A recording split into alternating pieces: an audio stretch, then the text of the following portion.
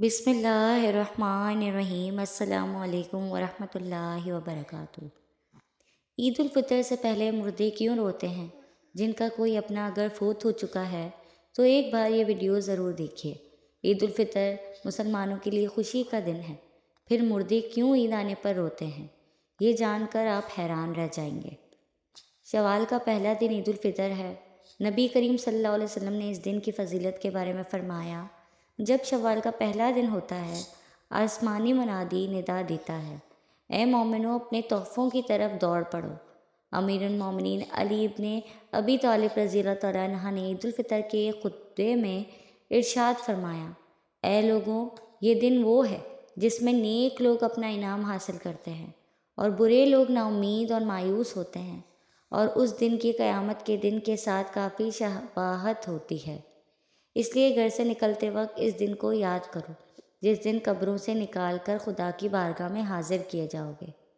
نماز میں کھڑے ہونے کے وقت خدا کے سامنے کھڑے ہونے کو یاد کیا کرو، اور اپنے گھروں میں واپس آتے ہوئے اس وقت کو یاد کرو جس وقت دہشت میں اپنی منزلوں کی طرف لوٹو گے۔ اے خدا کے بندوں، سب سے کم چیز جو روزے دار مردوں عورتوں کو رمضان المبارک کے آخری دن عطا کی جاتی ہے وہ یہ فرشتے کی بشارت ہے جو صدا دیتا ہے، اے بندہ خدائے مبارک ہو، جان لے تمہارے پچھلے سارے گناہ معاف ہو گئے ہیں، اب اگلے دن کے بارے میں ہوشیار رہنا کہ کیسے گزارو گے۔ عید الفطر اپنے اعمال اور عبادات کا انعام حاصل کرنے کا دن ہے، اس لیے مستحب ہے کہ اس دن بہت زیادہ دعا کی جائے، خدا کی یاد میں رہا جائے، بے پرواہی نہ کی جائے اور دنیا اور آخرت کی نیکی طلب کی جائے۔ عید الفطر کے دن مسلمانوں کے لیے دو بڑی خوشیاں ہیں۔ ایک یہ کہ اس دن اللہ تعالیٰ صدقۃ الفطر قبول فرماتا ہے۔ یہ بہت بڑی سعادت ہے کہ اللہ تعالیٰ ہمیں مال عطا فرما کر پھر اس میں سے کچھ اپنے نام پر قبول فرما لے اور اسے ہماری آخرت کے لیے محفوظ فرما دے۔ اس لیے عید کے دن پہلا کام صدقۃ الفطر ادا کرنا ہے۔ دل کی خوشی کے ساتھ خوب زیادہ سے زیادہ صدقۃ الفطر اپنی طرف سے اور اپنی نابالغ اولاد کی طرف سے ادا کریں اور اللہ تعالیٰ کا شکر ادا کریں کہ اس نے ہمیں اس کی توفیق عطا فرمائی۔ دوسری خوشی مسلمانوں کے اجتماع میں اللہ تعالیٰ کے حضور 2 رکعت نماز ادا کرنے کی ہے۔ رمضان المبارک میں محبوب کی خاطر بھوکے پیاسے رہنے والے عاشقین کو آج ایک خاص ملاقات پر بلایا گیا ہے۔ یہ خاص ملاقات ہے عید کی نماز، اس لیے صبح اٹھ کر خوب اچھی طرح نہا لیں، پاک صاف ہو جائیں، اپنے لباس میں سے جو اچھا ہو وہ زیب تن کریں، خوشبو لگائیں، مسواک کر کے منہ کو معطر کریں، جو عطر میسر ہو لگائیں، سرما اور امامہ سے زینت حاصل کریں۔ عید کے دن شکر کریں۔ عید تو ایک دینی خوشی ہے، رمضان مبارک کی رحمتوں اور برکتوں کی خوشی۔ بس جس کی رمضان مبارک میں بخشش ہو گئی اس کی تو خود ہی عید ہو جاتی ہے، اور جو رمضان مبارک میں محروم رہا وہ لاکھ خوشیاں اور مستیاں کر لے، اس کی کوئی عید نہیں۔ عید کا دن شکر اور شکرانے کا دن ہے۔ قناعت اور استغانہ کا تاج پہنیں اور قبر کی مٹی کو یاد رکھیں۔ رب کعبہ کی قسم، دنیا انہی لوگوں کو ستاتی ہے جو موت اور قبر کو بھول جاتے ہیں، اور جو لوگ موت اور قبر کو یاد رکھتے ہیں یہ دنیا ان کے قدموں پر گرتی ہے۔ عید کا ایک دن بھی گزر جائے گا، چاروں طرف دنیا کے میلے دیکھ کر اپنی غریبی اور فقیری کو داغدار نہ ہونے دیں۔ جب عید کا دن آتا ہے تو مردوں میں قبروں کے اندر ایک ہلچل سی مچی ہوتی ہے۔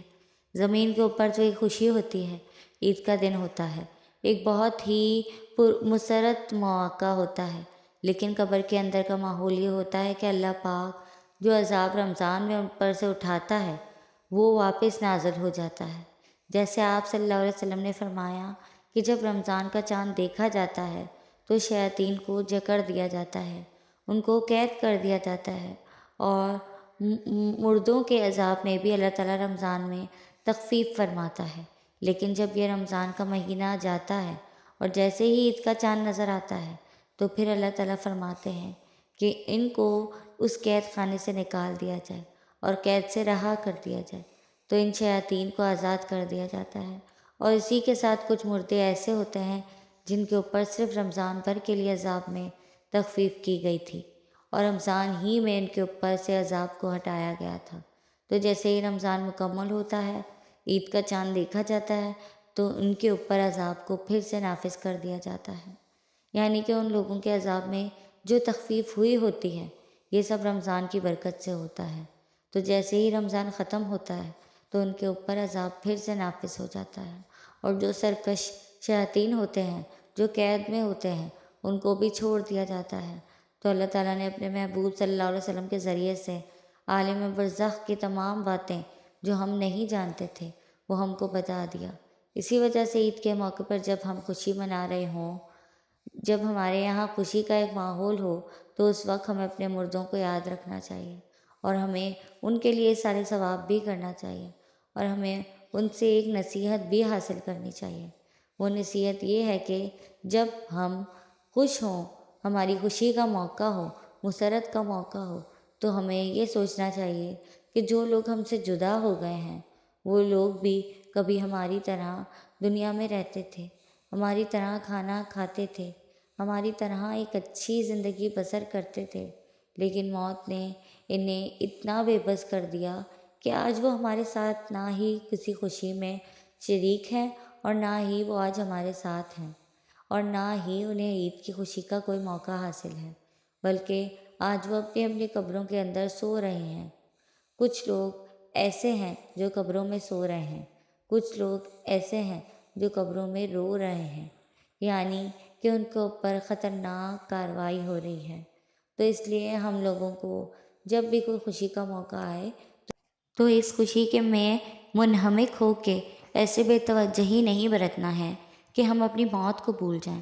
ایسا ہوتا ہے نا کہ رمضان کے بعد جیسے عید آتی ہے تو لوگ گھومنے جاتے ہیں، پھرنا شروع کرتے ہیں، ایسا لگتا ہے جیسے شیطان کی بجائے انہیں آزادی مل گئی ہے، اور وہ بس گھومتے پھرتے رہتے ہیں۔ تو اس موقع پر ہمیں سوچنا چاہیے کہ ہمیں کوئی ایسا کام نہیں کرنا چاہیے جس سے ہمارا اللہ ہم سے ناراض ہو، اور ہمیں موت کے ہر وقت یاد کرتا رہنا چاہیے، اور اس بات کو بھی مد نظر رکھنا چاہیے کہ رمضان تو ختم ہو گیا، جیسے اللہ رمضان میں ہم کو دیکھتا تھا ویسے ہی رمضان کے بعد بھی اللہ ہم کو دیکھ رہا ہے۔ جیسے رمضان میں ہم نمازیں پڑھتے تھے، ایسے ہمیں رمضان کے بعد بھی پڑھنی چاہیے۔ جیسے رمضان میں ہمارے فرشتے جو کاندھوں پر بیٹھ کر ہمارے دن بھر کے کاموں کو لکھتے ہیں، ایسے ہی اب بھی لکھ رہے ہیں۔